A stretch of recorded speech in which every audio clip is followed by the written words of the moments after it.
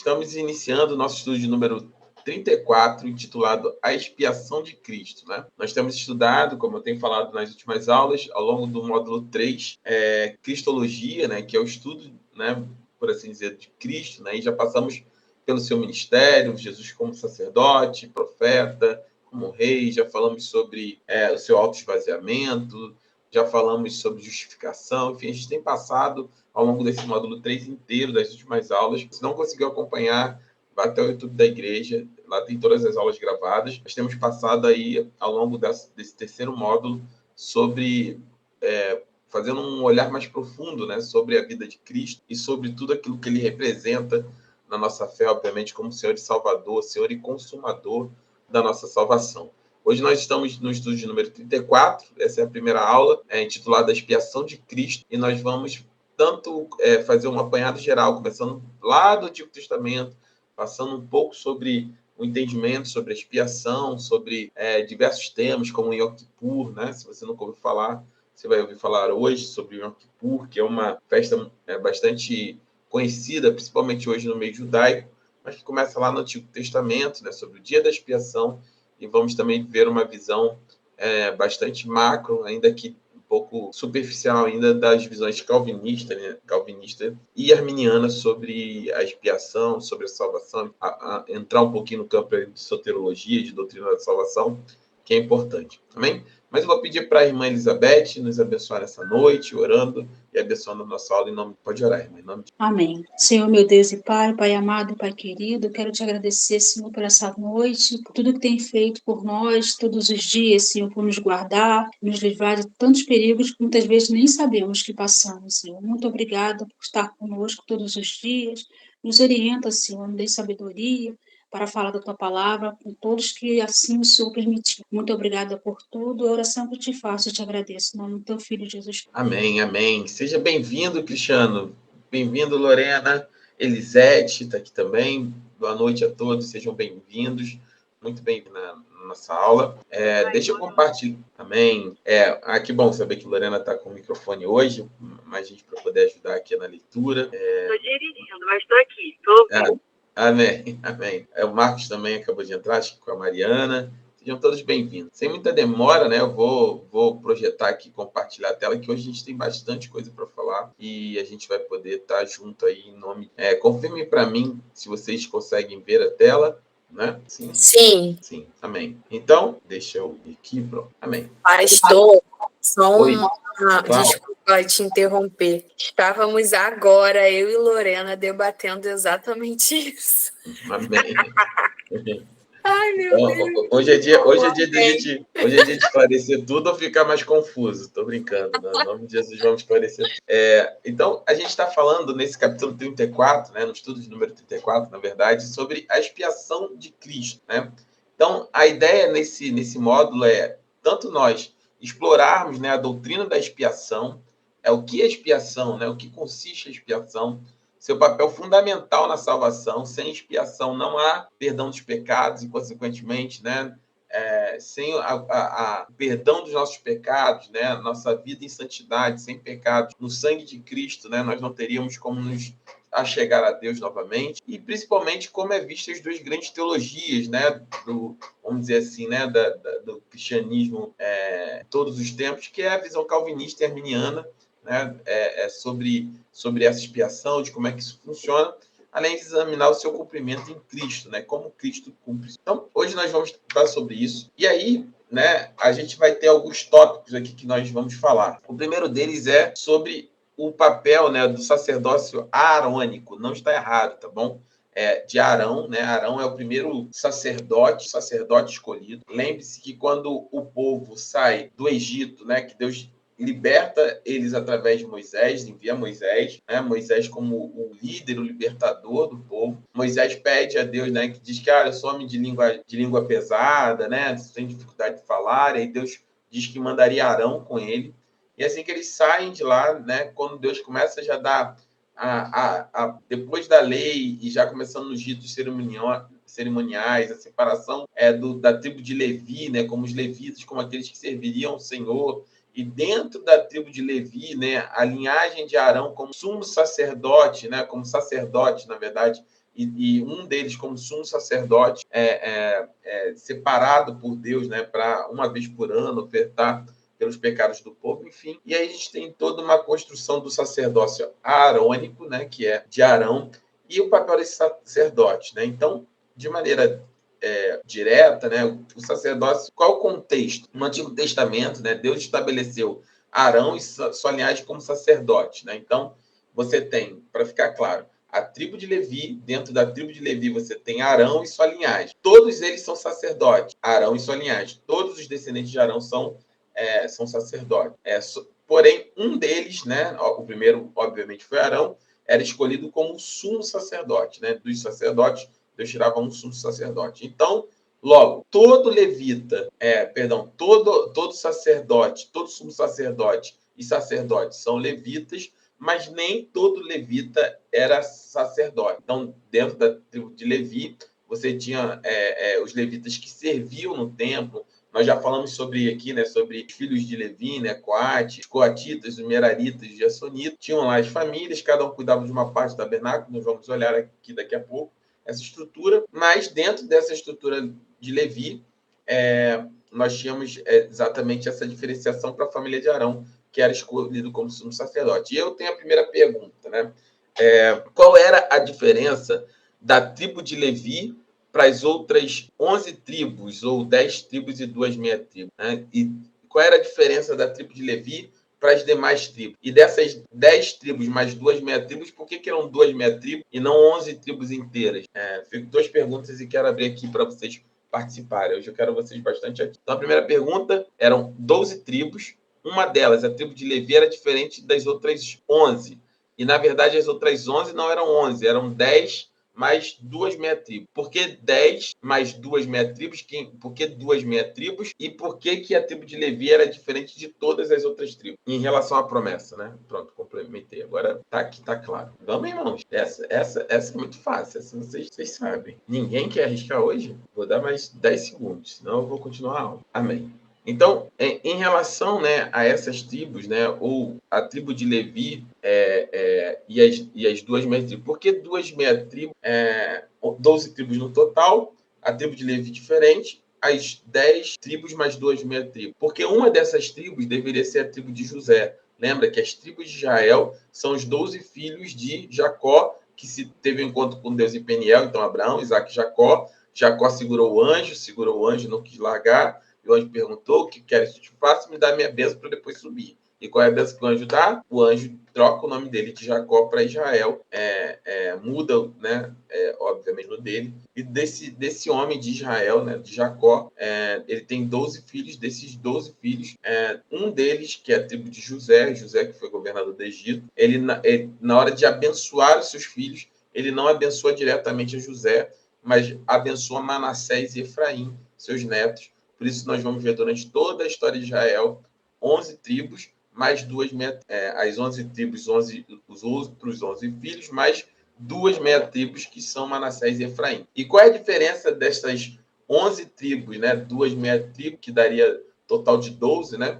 Qual é a diferença, então, de Levi para essas 10 tribos, mais as 2 meia? É que Levi, em relação à promessa da terra, né, da terra prometida, Levi foi o único que não recebe a terra por herança. Todas as 10 tribos, mais Manassés e Efraim, recebem de Deus a terra por herança. Como Levi é separado por Deus para o sacerdócio, eles eram sustentados pelos dízimos e ofertas que eram trazidos pelo povo até os templos, porque eles ficavam servindo no templo. Então, os dízimos e as ofertas serviam para pagar toda a estrutura do templo, comprar o material necessário, sustentar os levitas, né, que serviam durante o serviço no templo, tinha uma escala, enfim, todo o sustento era feito pelas outras 10 mais 2 meia-tribos, né, com os dízimos e ofertas, e o sacerdócio era exercido pela família de Arão, mais os levitas que faziam o serviço no templo, a montagem, no tabernáculo, né?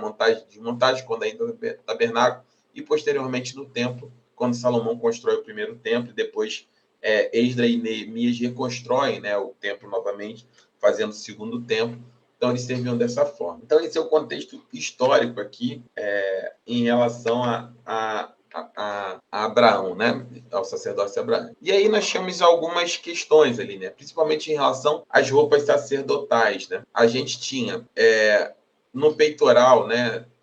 Cada pedra daquela representava uma das 12 tribos, né? Uma das 12 tribos no peitoral aqui, né? Deixa eu ver se aqui no peitoral, né? Representando cada uma das tribos. E tinha uma pedra que era chamada Urim e Tumim, que era onde o sacerdote lançava sorte e ali representava o julgamento de Deus e o discernimento da sua vontade. Então eles jogavam, por exemplo, Deus quer que suba Jericó, sim ou não, né? E aí como é que eles decidiam muitas das vezes? Consultando a Deus através do Urim e do Tumim, né? E ali Deus manifestava a sua vontade através do Tumim. Nós tínhamos outros itens também, né? Como o efode e a mitra, né? Que símbolo de santidade e consagração do serviço a Deus. A cinta e túnica de linhos, né? Que simbolizava a pureza e a retidão necessária para o sacerdote servir na casa do Senhor. Né? Então, esse era o ponto, né, do que eles tratavam. E o texto que nós utilizamos é de Êxodo 28, no versículo 1, que diz o seguinte: traga o seu irmão Arão e os filhos dele para junto de você, dentre os israelitas, para que me sirvam como sacerdote. Êxodo 28, 1 é a separação de Arão e seus filhos como sacerdote do reino. E qual era o propósito espiritual, né? Esses elementos destacavam a santidade de Deus e a necessidade de mediação entre o homem e Deus, preparando o caminho para o sacerdócio perfeito. Então, hoje nós sabemos que nós não temos mais mediadores a não ser Jesus Cristo, né? O Filho de Deus é o único mediador entre Deus e os homens. Mas já no Antigo Testamento, Deus já apontava para essa necessidade espiritual.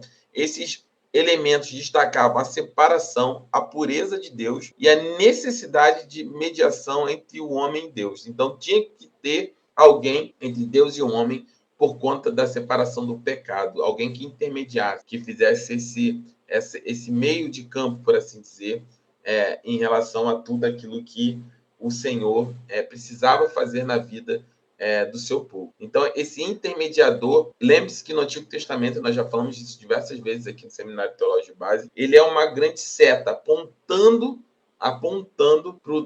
para Cristo.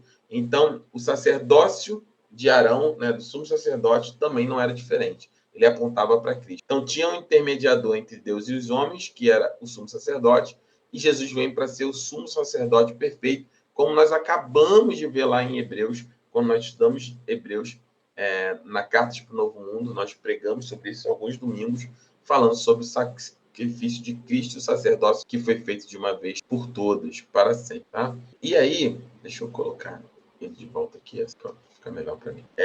E aí, agora nós vamos ver um item, né, do tabernáculo. Né? Antes de nós avançarmos aqui para esse vídeo, na verdade, gostaria de colocar agora, só quero que vocês confirmem para mim se vocês estão com áudio, por gentileza.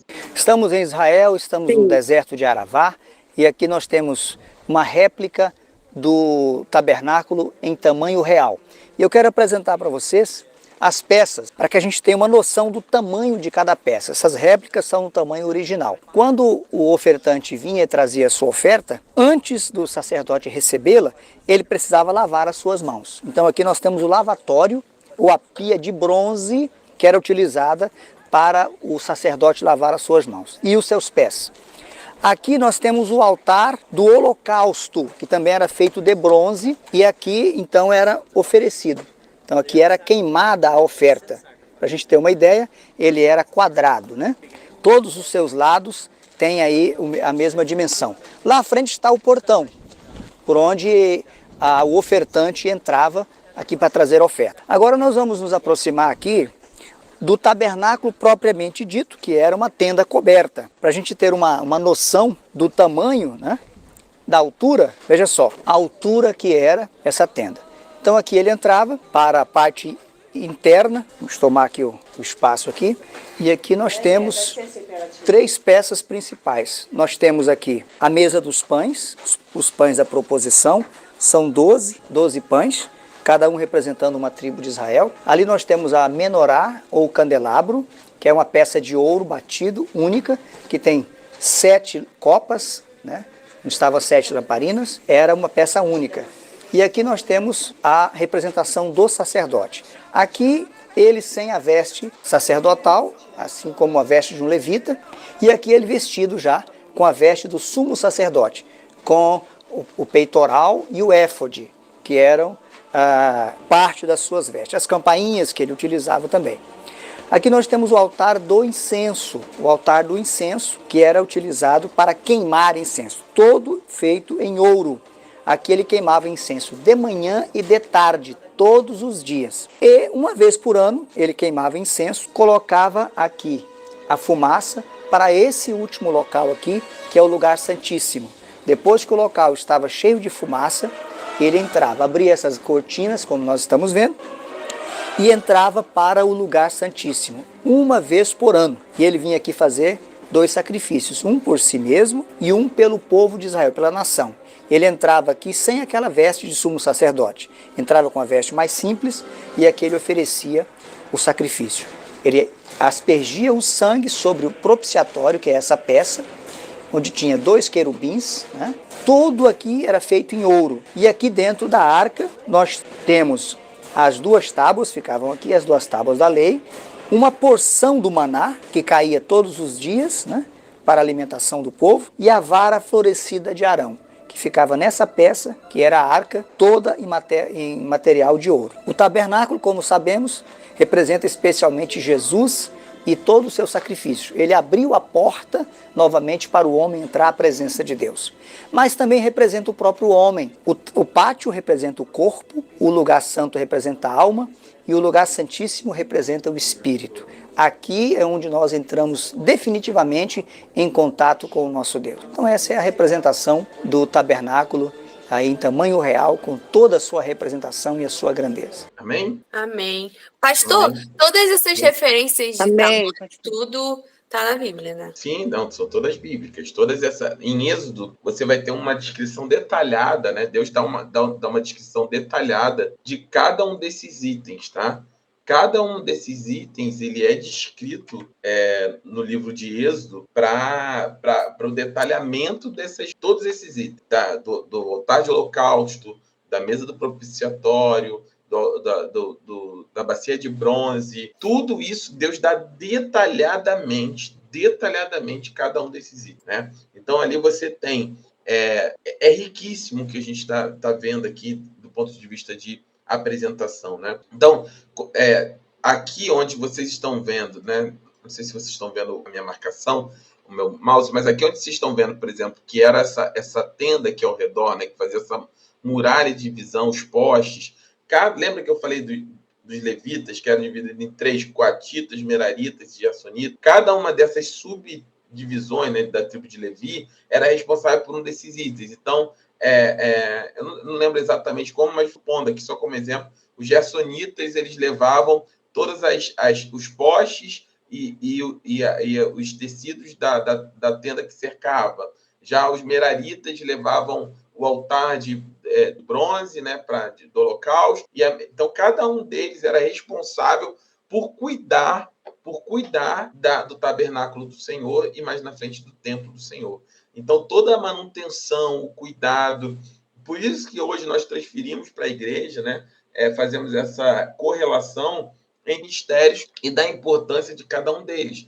Por isso que no reino não existe maior ou menor. Todas as execuções que nós temos dentro da igreja, dentro da casa do Senhor, são importantes. Porque não era possível que você fizesse.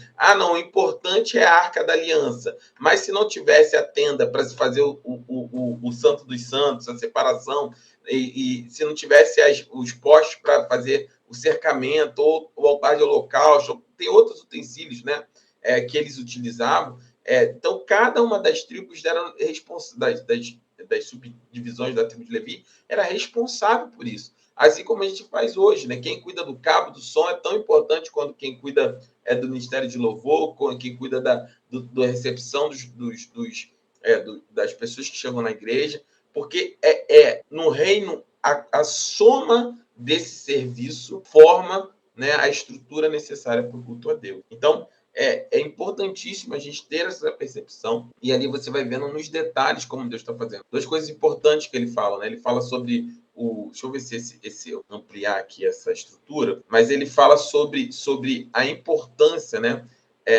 Ali na roupa, quando ele passa aqui pela roupa, ele mostra, né? Sacerdote. As que ele utilizava também. Nesse ponto aqui da imagem, vocês vão ver aqui essas sinetas, tá vendo? Aqui. Porque quando ele entrava, né, no Santo dos Santos, né, que é essa composição aqui, como ele explicou, ele entrava sozinho. Então, a única forma de você saber se o sumo sacerdote, né, estava prestando serviço ao Senhor sozinho ou não, se ele estava vivo diante da presença do Senhor, se a oferta tinha sido aceita, né? Ninguém tramitava no Santo e no Santo dos Santos que não fosse o sumo sacerdote. Então, para saber que o serviço estava sendo realizado, Deus estava aceitando a oferta pelo pecado, e ele não estava morto, então você ouviu o guisado, né? O andamento do guiso ali durante o serviço dele, né?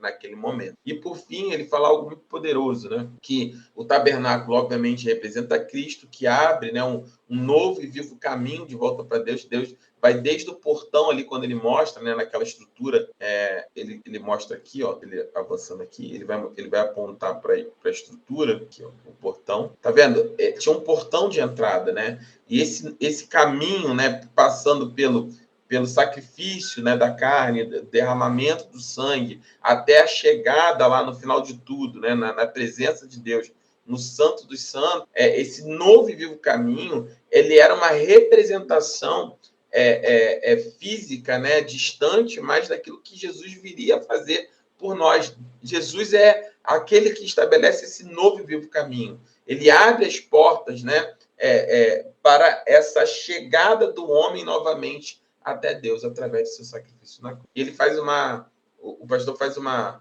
explicação muito bonita, assim, que para mim me tocou, né? Que ele diz também, assim também representa o homem no sentido de que as etapas, né? Ali fora, no altar de holocausto, a nossa carne, ali no santo lugar, a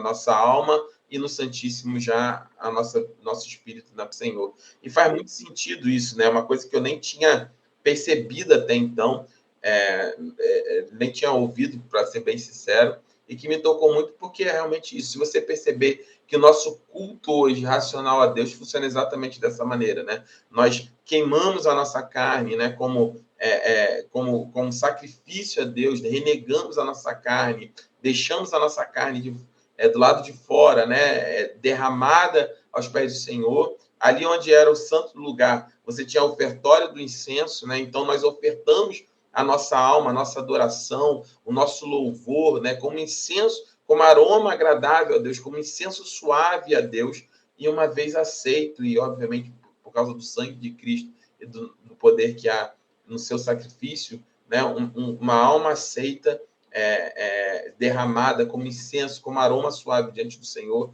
nós chegamos até a sua presença. Se você reparar, exatamente dessa forma que nosso culto acontece, né? Nós começamos o culto pedindo perdão pelos nossos pecados, anulando a nossa carne, e para começa o louvor, as orações, e a nossa alma vai se derramando, vai sendo ofertado a nosso louvor, a nossa adoração, nosso incenso começa a ser queimado e chega na presença do Espírito, chega, né, até o trono de Deus. E quando a gente menos percebe, a gente está na presença do alto e sente tocar do nosso espírito. Acho que a Elizabeth levantou a mão. Pode falar mesmo, em nome de Jesus. Sim, pastor. Da construção do tabernáculo, que eu acho muito bonito, é em Êxodo 25, que o Senhor ele fala para que, assim, então falou o Senhor a Moisés, dizendo: fala os filhos de Israel que me tragam uma oferta alçada de todo homem cujo coração se move voluntariamente, dele tomarás a minha oferta alçada. O Senhor não obrigou ninguém a fazê-lo, mas aquele que tivesse com o coração comprometido a fazer a obra. E foi separando cada um deles para fazer um papel importante na construção do tabernáculo, não é isso? Exatamente isso. Por isso que a gente fala, né, até nos dias de hoje, que apesar do dízimo e das ofertas terem sido estabelecidas mais à frente como lei, né, sobre Israel, ela sempre partiu de um coração voluntário, né? Um coração que ama a Deus voluntariamente, ele se doa, né? ele se compromete com o reino, ele se compromete com o cuidado da casa do Senhor, com a propagação do reino, com a manutenção do culto. Tudo isso é feito através de ofertas lançadas, né? Através de nossos dízimos e ofertas. Quando nós entendemos isso, que por isso é voluntário, né? É o que eu costumo sempre dizer. É obrigatório? Não e sim. Não se o coração não entende isso e se você não está maduro espiritualmente para entender isso. Mas sim é obrigatório para um coração que ama a Deus, né? Um coração que ama a Deus, ele se sente inclinado a justamente ofertar, entregar, né, aquilo que é o seu melhor ao Senhor, por zelo à casa do Senhor, por zelo às coisas do Senhor, por zelo ao reino, né? Por zelo à propagação da casa. Acho que o Rodrigo levantou a mão. Eu estou com vocês pequenininhos, então pode abrir o microfone e já falar, tá, irmãos? Porque eu estou com vocês reduzidos aqui no cantinho. Às vezes eu Oi, pastor. É Jéssica. Oi, Jéssica. Então, uma dúvida que eu tenho. Lá em 1 Samuel, na história de Ana, que eles sempre subiam, né, ao monte para poder, uma vez por ano, para poder oferecer, né, o sacrifício deles, tal, a oferta deles. É nesse tabernáculo ou já é um outro monte, já é uma outra história? É nesse tabernáculo, porque Samuel, vamos na ordem cronológica, você tem Samuel é só de maneira rápida, né? Você tem Abraão, Isaac e Jacó, certo? As 12 tribos. Moisés liderando a saída do Egito. Moisés morre, quem assume é Josué, certo? Josué abre o período de Josué, é o último capitão, o último líder, e abre o período de juízes, né? E Deus vai levantando depois, ao longo de toda a conquista da terra, juízes, levanta diversos juízes ao longo. Samuel é o último juiz, ele já tipifica Cristo, porque ele é 3 em 1, ele é juiz, ele é profeta e ele é sacerdote, né? Lembra que Ana entrega ele para ser criado no tabernáculo, né? Ele já é entregue para viver ali. Então, assim como Cristo, que é rei, profeta e sacerdote, Samuel já ticava Cristo, sendo profeta, sacerdote e juiz. Ele é o último juiz, a gente chama Samuel de juiz de transição, que ele sai do período dos juízes e ele entra no período dos reis. Por quê? Lembra? Samuel, o povo reclama que é um rei, escolhe o povo rei, escolhe Saul, Deus escolhe Davi. Davi sente o desejo no coração de construir um templo. Deus não permite, porque ele tinha as mãos sujas de sangue, e diz que o filho dele, Salomão, construiria. Então, Davi, é isso que Davi fala para Natã quando fala sobre o templo. Ele fala, olha, eu não me sinto bem de estar no palácio e meu Deus continuar morando numa tenda, né? Nessa tenda aqui, né? Davi se sente incomodado por Deus ter dado tanta coisa para ele, né? Por isso que Davi é um homem segundo o coração de Deus. Davi, ele foi muito além do dízimo, Davi foi muito além da oferta, Davi foi muito além de tudo. Davi, ele diz, olha, Deus me dá tanta coisa, Deus me fez rei, Deus me constituiu, Deus me dá uma boa vida, Deus me dá boa condição para minha família, Deus me dá uma boa cama, no final do dia é isso. E ele fala, eu não me sinto confortável de ter essas coisas que eu reconheço em todo tempo, que é o Senhor que me dá, e, meu Deus, continuar habitando em tendas. E aí ele diz que queria construir um templo para o Senhor, e Deus se agrada disso, só não permite que ele faz. E aí, te respondendo de maneira direta, Samuel Ana ainda entrega ele na estrutura do tabernáculo. Tá? E aí, porque o templo só vem a ser construído depois que Salomão, e obviamente Samuel já estava morto, né? Samuel morre ali no reinado de Saul, na transição de Saul para Davi, depois Natã assume, né? E os outros vão assumindo. Mas era nessa estrutura, né? Ele ia servindo. Porque, na verdade, havia, né? Essa estrutura, né? De certa forma, ela era central. Mas lembra que Deus levanta, né, os sacerdotes e os levitas, era uma tribo inteira. É mais ou menos o seguinte, vou fazer de maneira bem simplória, tá? É como se essa fosse a sede e havia várias congregações em toda Israel, entendeu? Isso que eu ia falar agora, mas não estava conseguindo sair. Porque imagina o seguinte, você pecou, você tinha que pegar um carneiro lá, vamos dizer que você ficasse lá na divisa, lá... Isso, e levar lá para o tabernáculo. Você tinha que viajar 5 dias, né? Para ofertar, então não era muito funcional. Então, Deus, olha como é que Deus é inteligente, Deus é perfeito. Então, Deus levanta Deus não só separa um grupo, mas separa uma das tribos. porque essa tribo moraria no meio dos seus irmãos, como são as Tanto igrejas que na hoje, época né? de Ana, eles subiam uma vez por ano, né? Porque, por causa da distância, que só tinha esse tabernáculo. Isso. Porque a arca só era uma, né? Só tinha aqui. E essa oferta era feita uma vez por ano. Que é o que a gente vai ver que é o chamado Yom Kippur, né? Que é o dia da expiação pelo pecado do povo e do sacerdote. Ele oferta por si e pelo povo. O Yom Kippur. Então, passando nesse processo, algo importante só para mim não perder esse gancho que a Jéssica falou, que é extremamente importante, só para vocês entenderem como é que a Bíblia é linda e ela é totalmente interligada. Esse deslocamento que a gente está falando de uma vez por ano, imagina você viajar 5, 6 dias levando um monte de animais para o holocausto. Era difícil, né? Imagina, você tem que vir arrastando um cabrito, um boi, né? Muito tempo, com sua família, com seu filho, né? Então, Moisés ele chega a permitir que você podia levar essa oferta em valores e fazer a compra do cordeiro, fazer a compra desses animais já próximo ao templo para facilitar esse deslocamento. Entenderam isso? Pega aqui que isso é importante. E aí, o que com o tempo acontece? Isso se torna um comércio para esses animais. Esses animais se tornam um comércio com as pessoas cobrando caro, oferecendo animais. O cordeiro tinha que ser perfeito, oferecia um cordeiro defeituoso, que era mais barato. Aí a pessoa, custa 10, dá um exemplo, tá? Custa R$100 o cordeiro perfeito. Aí o cara, mas eu faço por 20 aqui, esse aqui com a patinha manca. Deus tinha todo o cordeiro tinha que ser sem mácula. Então, as pessoas foram criando ali um comércio. E isso que desencadeia quando Jesus quebra o comércio no templo. Lembra que Jesus se ira?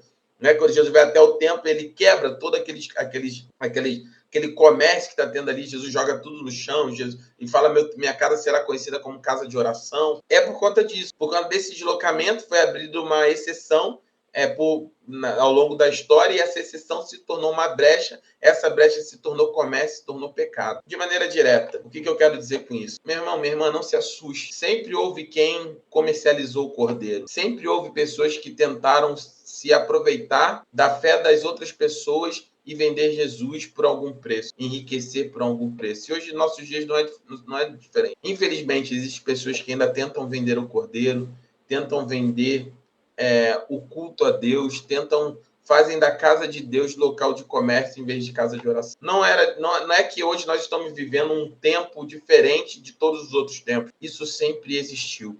Qual é a diferença? É que o conhecimento traz a capacidade da gente discernir entre aquele que serve e aquele que não serve. Aquele que honra ao Senhor e aquele que só se beneficia ou ganha dinheiro em cima do Senhor. O que faz a diferença não é as pessoas fazerem, entendam isso. O falso profeta, o comercializador do cordeiro, aqueles que vendem o cordeiro sempre existiram. Sempre existiram. A diferença é aquilo que o Senhor fala na sua palavra. Por falta de conhecimento é que meu povo acaba perecendo. As pessoas hoje se enganam porque elas não conhecem aquilo que elas creem. Não querem gastar tempo assistindo uma aula, não querem conhecer da palavra. Criou-se uma cultura, né, que bom é poder e oração e letra mata, com uma contextualização totalmente diferente. Quando a Bíblia fala que a letra mata e o espírito vivifica, não se está se falando ali sobre estudo, sobre conhecimento, está se falando ali sobre a lei, que a lei, né, ela matava, ela trazia consigo a condenação, né, ela talhada em pedra, mas agora a nova aliança no espírito trazia vida. Então, assim, a Bíblia é muito rica em todos os aspectos e a gente tem muita coisa para falar. Então, se alguém puder ler para mim, deixa eu ver se eu retorno aqui. Então, se alguém puder ler para mim, vamos voltar aqui ao Antigo Testamento, né? O tabernáculo no Antigo Testamento. Alguém puder me ajudar aí com a leitura, eu agradeço. Eu posso, pastor. Amém. Estrutura e propósito. O tabernáculo era o santuário móvel de Israel, onde Deus habitava entre seu povo. Ele consistia em 3 áreas principais. Átrio externo, onde o altar de holocaustos estava localizado, simbolizando a necessidade de sacrifício para a aproximação de Deus, a Deus. Lugar santo. Continha o candelabro, o altar de incenso e a mesa dos pães da proposição, simbolizando a luz, a oração e a provisão de Deus. Santo dos Santos, o local mais sagrado, onde ficava a Arca da Aliança e onde o sumo sacerdote entrava apenas uma vez ao ano, representando o acesso restrito à presença de Deus. Texto de apoio. Então farão um santuário para mim, e eu habitarei no meio dele. Êxodo. Tipologia para Cristo. Cada item e seção do tabernáculo aponta para aspectos da obra de Cristo, desde o sacrifício até a intercessão. Amém. Então, o tabernáculo, né, ele é esse... Tá vendo como é que tudo no Antigo Testamento vai apontar para Cristo, vai apontar para o seu sacrifício, vai apontar para a sua intercessão por cada um de nós, vai apontar pela sua propiciação pelos nossos pecados, vai apontar para absolutamente tudo. E o tabernáculo era a manifestação, né, de todo esse propósito. Né? Daí a gente vai ver mais à frente que, na verdade, já existe um tabernáculo celestial. A Bíblia fala que o tabernáculo da terra era apenas uma projeção daquilo que já existe no céu. Né? Deus no seu santo lugar, o local de adoração, de oferta de incenso e adoração pelo Senhor, mas já existe esse tabernáculo celestial e a gente vai ver isso mais para frente, que é algo também muito lindo. Então, nós vamos falar sobre a introdução à expiação no Antigo Testamento. Vamos lá? Se alguém puder ler, se quiser continuar, pode continuar aí. Posso continuar. Conceito de expiação. No Antigo Testamento, expiação refere-se ao ato de cobrir ou purificar o pecado, particularmente por meio de sacrifícios. A expiação era necessária para reconciliar o homem com Deus. Então, esse é o conceito mais importante. O que é, se alguém te perguntar lá para frente, o que é expiação? É o ato de cobrir ou purificar o pecado, particularmente por meio de sacrifício, pelo derramamento de sangue. Então, quando havia o pecado, era necessário que, para ele ser encoberto, né, ou para haver a sua purificação do pecado, era necessário que fosse feito o sacrifício, né, para se reconciliar o homem a Deus, ou seja, para cobrir o seu pecado, ele poder novamente ter um relacionamento com Deus. Sacrifício como sinal de reconciliação. Os sacrifícios oferecidos no altar eram a maneira de expiar os pecados e restaurar o relacionamento com Deus. Então, a gente já viu isso de maneira clara, mas é sempre bom reforçar. Os sacrifícios oferecidos no altar eram uma maneira de expiar os pecados e restaurar o relacionamento. Era esses dois movimentos, né? A propiciação é quando Deus propõe, né, esse mecanismo, e a expiação ela é seguida como para cobertura dos pecados, a purificação do pecado, e logo em seguida já havia a restauração do relacionamento com Deus. Então, sem sacrifício, sem a expiação pelo pecado, não existe menor possibilidade de se estabelecer ou se restaurar algum relacionamento com Deus. Texto de apoio. Naquele dia fará expiação pelo santuário, para purificá-lo e para consagrá-lo, por causa das impurezas dos israelitas e de suas transgressões, quaisquer que tenham sido. Esse texto de Levítico 16 é importante, o finalzinho dele principalmente, né? Quaisquer que tenham sido, é um texto poderoso, né? Muita gente, né? Você imagina o seguinte, se lá no Antigo Testamento o sangue do cordeiro, o sangue de um animal, era capaz de cobrir, né, de purificar, de afastar as transgressões, independente de quais elas tenham sido, quanto mais o sangue de Cristo, quanto mais o sangue do Cordeiro de Deus. Muitas pessoas vivem uma vida onde não conseguem entender o poder e a profundidade que existe no derramamento do sangue. Por isso que você vai entender quando a Bíblia declara que nenhuma condenação há para aqueles que estão em Cristo Jesus. Não tem como. Se um sangue do animal era capaz de fazer isso uma vez por ano e os pecados passados, o sangue do Cordeiro de Deus faz isso não somente hoje, mas cobre pecados passados, presentes e futuros. O sangue de Cristo é poderoso, uma vez que nós nos apropriamos dele, confessando o nosso pecado e crendo que na propiciação, na expiação feita no sangue de Cristo, as nossas transgressões são afastadas, independente, quaisquer que tenham sido elas. Nós podemos tomar posse do amor e do perdão de Deus e seguir a nossa vida em frente, estabelecendo e nos aprofundando no relacionamento sério com Ele. Aplicação. O sistema sacrificial era uma preparação para o sacrifício final e perfeito de Cristo, que cobriria os pecados de maneira completa e definitiva. Amém. Amém. Vamos avançando. Então, o dia da expiação, né, conhecido como Yom Kippur, que é o Yom Kippur, o ritual do dia da expiação. Uma vez ao ano, como a gente viu no vídeo anterior, o sumo sacerdote fazia expiação por toda a nação de Israel. E esse dia incluía 2 rituais, né? O primeiro deles, o sacrifício de sangue, né, representava o custo do pecado e a necessidade de derramamento de sangue pelo perdão. E o segundo, que era o bode emissário, né? Você entrava com 2 animais, um era sacrificado e o outro, né? O sacerdote colocava a mão sobre esse bode e confessando os pecados de Israel sobre ele, que era enviado ao deserto, simbolizando a remoção dos pecados do povo, né? Deus lançava no chamado mar de esquecimento. Significava o sangue derramado cobria os pecados e o bode emissário ele representava como Deus não somente purificava do pecado, mas uma vez confessado, que esse pecado era retirado, era removido do meio do seu povo, e uma vez removido para o meio do seu povo, Deus mandava ele em direção ao deserto, conhecido como um mar de esquecimento, simbolizando que Deus não somente retirava, mas como não mais se lembraria. E isso é fundamental no nosso relacionamento com Cristo. Nós, às vezes, nos relacionamos com Deus... Não, meu irmão, eu vou abrir novamente esse parênteses mais uma vez aqui na aula. Eu não estou dizendo que então pode pecar à vontade, então Deus não liga para o seu pecado. Se você pensa dessa forma, meu irmão, você precisa se converter, você precisa procurar no fundo da sua alma um motivo para você crer em Cristo naquilo que nós estamos falando aqui. Não é sobre isso que eu estou dizendo. Estou falando para pessoas que são crentes, nascidos de novo, que creem em Jesus como Senhor e Salvador e não tem mais prazer no pecado, mas tem prazer na presença do Senhor. Então, dito isso, eu vou continuar o que eu estava dizendo. Então, muitas pessoas se relacionam, né, crentes, coração para Deus, crente nascido de novo, que confessam seus pecados, creem no perdão dele, mas continuam se relacionando com Deus como se Deus ainda se lembrasse, né, daquele pecado, se Deus continuasse te cobrando por aquele pecado, né? É como se Deus fosse esposa, né?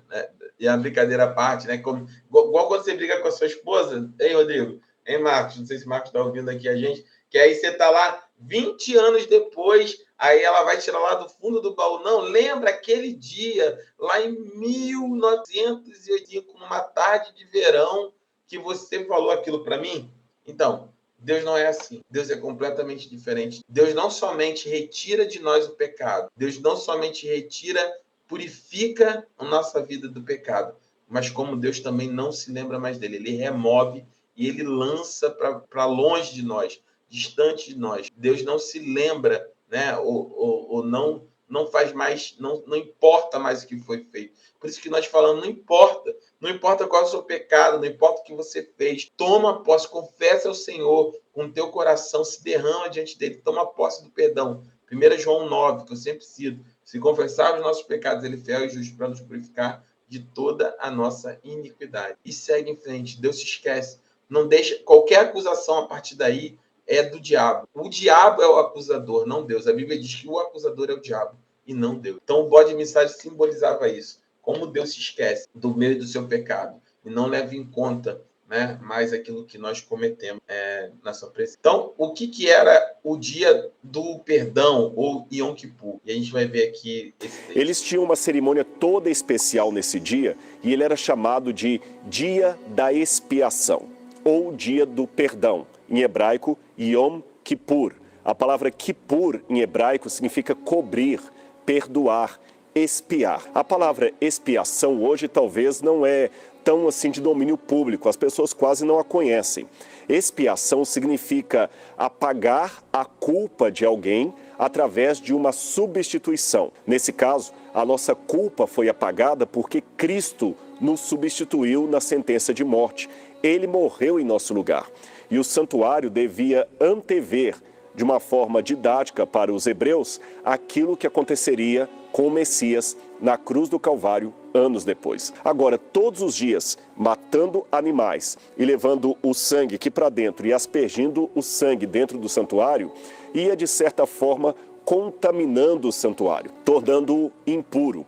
Então, nesse dia especial do dia do perdão ou dia da expiação, uma cerimônia diferencial era feita. Nesse dia, os sacerdotes e levitas traziam 2 bodes e eles pegavam um bode e o ofereciam em sacrifício para Deus. O outro era oferecido para Azazel. este segundo bode não era morto. Apenas o sacerdote confessava os pecados sobre a cabeça do animal e ele era solto no deserto. Aquele bode que era sacrificado tinha o seu sangue levado até o lugar santíssimo e apresentado perante Deus. Então, neste dia, todos deveriam estar purificados, num processo de purificação que incluía, inclusive, o santuário. E isto aqui, de certa forma, foi repetido também quando os judeus saíram do tabernáculo para atuar no templo. O templo tinha o mesmo processo.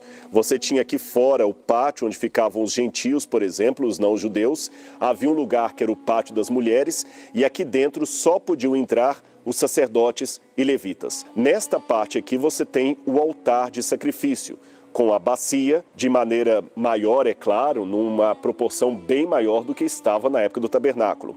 E, uma vez por ano, o sumo sacerdote entrava no segundo ambiente do templo, onde estava o Santo dos Santos. Apenas uma vez por ano, alguém entrava ali.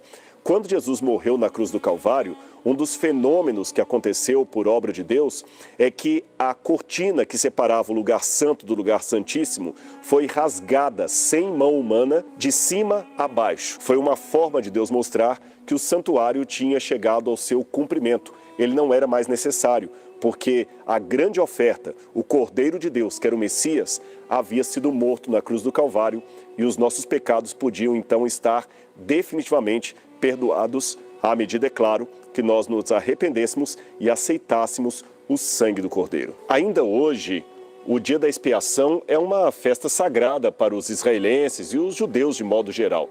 E ele é conhecido, como eu falei, em hebraico como Yom Kippur. Mas a sua observância é atualmente bem diferente daquela dos tempos bíblicos. A cerimônia do dia da expiação incluía, como eu falei, aspergir o sangue da oferta dos animais sacrificados nos itens que estavam sendo purificados. O carneiro como oferta queimada e o touro e os 2 bodes como ofertas pelo pecado e para Azazel. Tudo isso fazia parte da purificação do santuário. Então também era purificado o templo, o altar, o povo, tudo através da aspersão do sangue. A purificação e a medição no Antigo Testamento estavam todas relacionadas a esse dia da expiação. Eles tinham como alvo os mesmos pontos mencionados em Apocalipse capítulo 11. Você quer ver? Eu vou comparar para você. Olha aqui no quadro. Eu tenho Levítico 16, que é a parte que conta como seria o cerimonial do dia da expiação. Você tem Apocalipse 11, que é o que estamos estudando. E você tem Ezequiel 40, que também fala da medição do povo de Deus. Você vai para Levítico 16, você tem a purificação ou a limpeza do santuário no Israel antigo antes de Cristo. Aí você vai para João, no Apocalipse 11, então você também tem uma limpeza do santuário. E em Ezequiel também uma purificação. Quer ver? E em João começa medindo-se o templo de Deus, no lugar santíssimo. Em Levítico você também começa com o propiciatório, que fica no lugar santíssimo. É ali que o sangue era primeiramente aspergido. Em Ezequiel 40, você tem também o templo, onde era o começo daquele processo de medição. Você volta para o Apocalipse, em seguida, depois do lugar santíssimo... Amém. Então, aqui ele vai entrar num detalhe mais em relação à questão da propiciação e dos outros textos bíblicos, como é que eles são encaixados nesse aspecto, né? Mas o que eu queria mostrar aqui era justamente isso, né? Como é que funcionava a propiciação e de que maneira que a gente consegue, né, entender o funcionamento do Yom Kippur ou do chamado dia da expiação. Então, a expiação, né, como preparação para o Messias. Então, as profecias de expiação no Antigo Testamento, né, elas apontavam para Cristo. Né? O Antigo Testamento contém várias profecias sobre um Redentor que assumiria os pecados do povo. O Dr. Rodrigo Silva ele faz essa explicação da palavra expiação, que ele diz a expiação é cobrir, né, ou apagar os pecados de alguém através da substituição por um outro. Então, a dívida que havia pelo pecado, pela transgressão, era paga e apagada pelo sacrifício de um outro. Lá no Antigo Testamento, de um animal. Depois, mais à frente, nós vamos entender que o próprio Deus, esse era aquilo que fala lá em Coríntios, 1 Coríntios, no capítulo 2, que fala sobre o mistério de Deus. Eu já preguei também sobre isso na igreja. O mistério de Deus. Crente, a gente é pentecostal, a gente fala, não, mistério, ao que mistério, fala varão qual é o mistério, manda o mistério. O mistério de Deus, essa expressão, ela surge justamente em Coríntios, quando o apóstolo Paulo diz que o mistério de Deus era justamente a oferta, a entrega de Cristo pelos nossos pecados. Isso é algo que ninguém previu. Hoje nós já sabemos disso, mas ninguém, né, imaginava, nem anjos, nem demônios, nem homem, nem ninguém, somente os servos de Deus, os profetas de lumbre, conseguiam entender que haveria um redentor, um Messias, né, um ungido, uma promessa, mas mesmo assim não alcançaria que o próprio Deus seria essa oferta pelo pecado do seu povo, né? E Jesus, por isso que a Bíblia vai falar lá no Antigo Testamento, que nem olhos viram, nem ouvidos ouviram, nem jamais penetrou no coração humano o que Deus tinha planejado para nós. Não está falando sobre isso, a gente usa muito esse versículo para falar sobre as bênçãos que o Senhor tem, principalmente a teologia das prosperidades. Não, está vendo mesmo? Nem olhos viram, nem ouvidos ouviram, Deus vai te dar um apartamento de luxo, na rua mais cara, milhões de reais, seu carro. Não é sobre isso. Está falando sobre Cristo, sobre a salvação que Deus preparou. Nem olhos viram, nem olhos viram, nem ouvidos ouviram que Deus havia preparado para nós.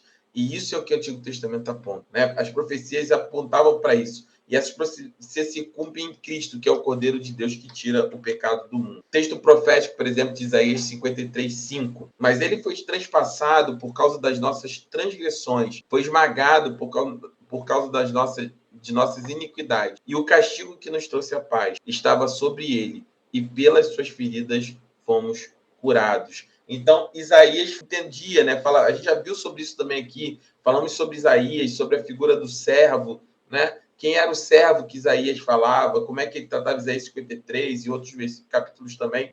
O servo de Deus que viria remover isso, aquele que seria esmagado, né? O príncipe da paz. E como é que isso aconteceria? Isaías ele só vislumbrava. Irmãos, a Bíblia é linda. Nós acabamos de terminar o livro de Hebreus, no capítulo 11, nós falamos sobre os heróis da fé. No 12:13, quando terminei, né, quando nós falamos que Jesus Cristo é o mesmo ontem, hoje e sempre. Né? Ali no capítulo 12, quando eu preguei, eu tratei sobre isso. Né? Que ele fala, a gente tem uma nuvem de testemunho grande desses homens, desses heróis da fé. Isaías era um deles, que creram, que acreditaram, porém não viram o cumprimento da promessa. Não viram o Cristo, não viram o Redentor. Isaías não viu o servo que ele sentia pelo Espírito, que era revelado por ele pelo Espírito de Deus, mas ele não entendia, não conseguia compreender quão maravilhoso era esse plano. E a Bíblia fala que esses homens morreram sem a promessa. Nós já chegamos na promessa, no Monte de Sião, com o sacrifício cumprido, com um tabernáculo espiritual construído, que é o próprio Cristo, com um novo e vivo caminho estabelecido para Deus. E por isso nós somos alegres, nós somos felizes, nós devemos ter os nossos corações gratos por conta dessa poderosa salvação. E isso tudo nos mostra que desde lá do início, desde antes da fundação do mundo até aqui, Deus jamais mudou Deus jamais mudou a sua rota, Deus jamais desistiu de mim. Por isso que o Romano vai falar que nem altura, nem profundidade, nem qualquer outra coisa criada pode nos separar do amor de Deus em Cristo Jesus. Nada, nem arma forjada, absolutamente nada. Por isso que você vai entender, né, que quando o autor de Hebreus, fala lá no versículo, capítulo 3, versículo 6, se não me engano, 6 ou 8, que ele vai falar sobre que Jesus é o mesmo ontem, hoje e sempre. Deus nunca mudou. Deus amou você de tal maneira. E talvez entender isso tudo mostre para você que tal maneira foi essa. Que ele deu seu Filho unigênito como expiação pelos nossos pecados. Jesus veio para morrer no meu e no seu lugar, para apagar o meu e o seu pecado, para que o meu e o seu pecado fosse apagado pela substituição,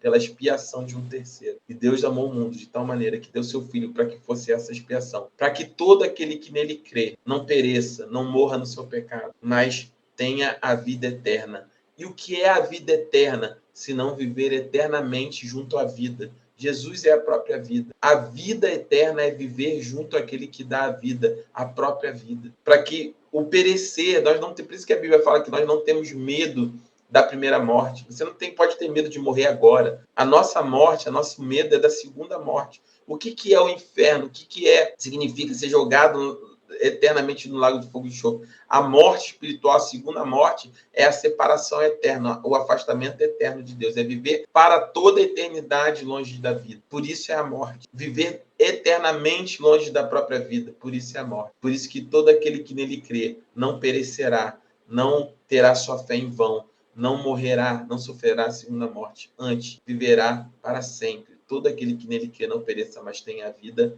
eterna. Quando você vai expandindo isso, quando você vai entendendo isso, você vai ver que um Deus tão poderoso e tão maravilhoso jamais abriria a mão. E nós somos os portadores, né?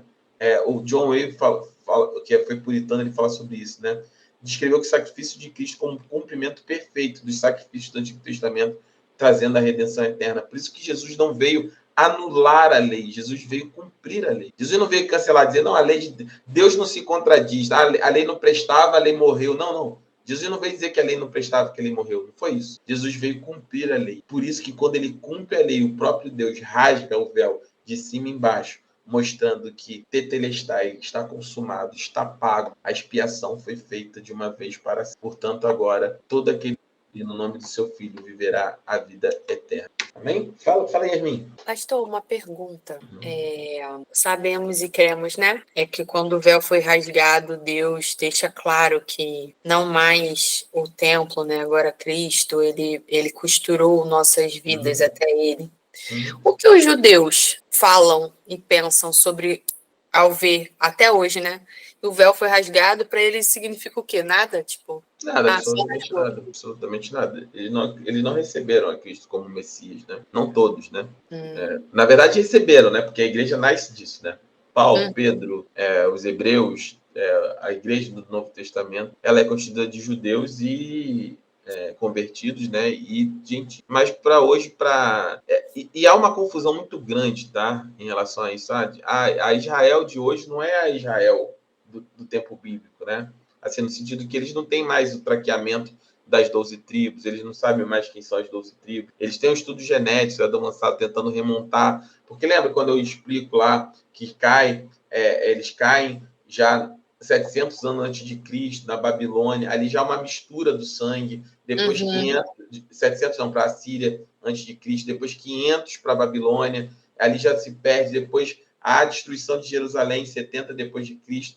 Então, o povo foi disperso. Eles não têm mais esse controle dessa linhagem das 12 tribos de absolutamente mais nada. Acho que eles conseguem ainda traquear, são os Cohen, né, que são os descendentes de Abraão, levam isso. Tem até dois irmãos que são cineastas famosos, são os irmãos Cohen, que são judeus, e que esses Cohen são a identificação daqueles que são da linhagem do sumo sacerdote, que eles ainda tentam remontar. Mas tudo isso, tudo aquilo foi perdido, não tem mais templo, né? O templo hoje é onde está a mesquita da cúpula dourada, né? Que os muçulmanos cima, mas eles, infelizmente, eles ainda não receberam, né? Aí tem várias, a gente pode falar sobre isso na próxima aula, várias correntes escatológicas, né? As correntes dispensacionalistas, pré-milenistas, pós-milenistas, amilenistas, né? Você tem uma série de linhas de entendimento escatológico e boa parte deles, a grande maioria, acredita que os judeus era necessária essa pausa, né, para que entender de maneira clara, Deus escolhe um povo, né, os judeus eram esse povo escolhido, e aí para que os gentios tivessem espaço, como o apóstolo Paulo fala, né, da videira verdadeira, foram arrancados galhos e foram enxertados. Nós, né, brasileiros, venezuelanos, alemães, outros, nós somos aqueles que foram enxertados na videira verdadeira. Deus, quando te pegou, Yasmin, ele pegou você com todo o carinho do chão, caído, assim como eu, assim como todos nós, mortos, né, sem vida, e ele nos enxerta, ele igual um agricultor, ele pega a gente com todo cuidado e vai em Cristo na videira verdadeira e nos enxerta nele, e a partir do momento que estamos enxertados, né, assim como numa planta passa a fluir vida, a água de Deus, né, nem isso, a planta passa a ter seiva, passa a ter alimento, passa a ter água fluindo por dentro de si, e isso traz vida. Essa é a representação. A gente pode caminhar aí por diversas escolas, mas basicamente não, eles não recebem Jesus. Fiquei curiosa para saber como é que eles explicam isso, assim, mas... Nem explicam. Não explicam, exatamente. Eles ficam assim, não sei te explicar. Não explicam. Amém? Amém. Eu encerro aqui a nossa aula hoje, a gente ainda tem bastante coisa aí para frente. Eu espero que vocês tenham gostado da aula, assim, da forma como nós estamos tentando trazer, né, de certa forma, essa parte mais dinâmica da aula, para que vocês entendam, né, tudo aquilo que Deus fez, tudo aquilo que o Senhor tem feito, né, pelo seu povo ao longo do tempo. E a verdade é que Deus, ele é maravilhoso. Quando você começa a entender tudo que Deus fez e quando você começa a conhecer tudo que Deus construiu para que ele chegasse até mim e você, é impossível não se apaixonar por Deus e por tudo que ele está fazendo. Por isso que eu sempre falo na igreja, deixo aqui sempre essa palavra. Nós queremos ser pessoas que não somente fazem coisas para Deus, nós queremos fazer coisas com Deus. Tem muita gente que vive religiosidade, vai na igreja, cuida da escala, faz não sei o quê, mas não entende que nós não fomos chamados para fazer coisas somente para Deus, nós fomos chamados para fazer coisas com Deus. E o que Deus está fazendo é salvando, Deus está propagando o seu, Deus está levando amor àqueles que não possuem a menor esperança. Deus está levando vida para onde há morte. E esse é o principal objetivo da igreja. Nós somos portadores das boas novas. E a boa nova é o plano de Deus que ninguém conhecia. Foi implantado, deu certo. E existe uma chance para um homem caído. E essa chance é Jesus Cristo, o Filho de Deus, o próprio Deus que se fez expiação em nosso lugar. Essa é a mensagem do Evangelho. Esse é o propósito de todo cristão. Mais uma vez eu digo, tem pessoas que falam, não sei qual é o meu propósito no reino. Meu irmão, se você não entendeu ainda isso, que você possa entender agora. O propósito de todo cristão no reino não é ficar na cantina, ou ficar no som, ou ficar na salinha. Isso é a estrutura administrativa da igreja, né? O propósito de todo cristão no reino é alcançar vidas, falar do amor de Deus para todos aqueles que não conhecem, ajudar a propagar o reino com ofertas voluntárias, como a Elizabeth Marinho falou aqui, nossa irmã, sobre ofertas voluntárias, contribuindo para o reino, contribuindo com seus dízimos, com as suas ofertas, como Davi, entendendo que se você tem um mínimo de conforto hoje, foi o Senhor que propiciou isso para você, e não é digno, não é correto que falte recursos na casa de Deus. É muito mais profundo muito mais profundo do que a maioria de nós pensa ou conhece. E esse é o propósito da escola aqui de discípulos, do Seminário Teológico de Bairro, nós avançarmos no conhecimento de Deus em nome de Jesus, tá bom? Vamos orar, pedir a Yasmin para encerrar a nossa aula hoje, orar pelo encerramento. E nós estamos aqui na próxima terça-feira com a parte 2 dessa aula, se o Senhor assim nos permitir, em nome de Jesus, tá bom? Amém. Amém, Senhor. Senhor, meu Deus e meu Pai, Santíssimo Pai, santo, santo é o seu nome. Essa noite, Senhor, venho pedir de coração aberto, Senhor, que o Senhor possa nos abençoar nessa noite. Agradecer, Pai, primeiramente pela oportunidade de estarmos aqui, Senhor, de ter uma aula tão profunda, Senhor, que nos enche de sabedoria vinda de Ti, Pai.